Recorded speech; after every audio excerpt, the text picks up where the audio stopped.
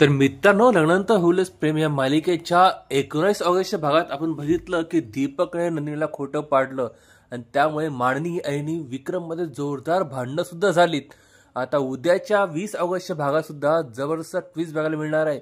विक्रम इतका चिडला असतो की तो नंदिनीला म्हणतो की मी तुझा बाबा नाही आणि तूही माझी मुलगी नाही असं बोलून तो तिथून रागाने निघून जातो. तिकडे काव्य पार्थला म्हणत असते की माझी ताई म्हणजे नंदिनी ताई नेहमी इतरांना न्याय मिळवून देण्यासाठी भांडत असते किंवा झगडत असते.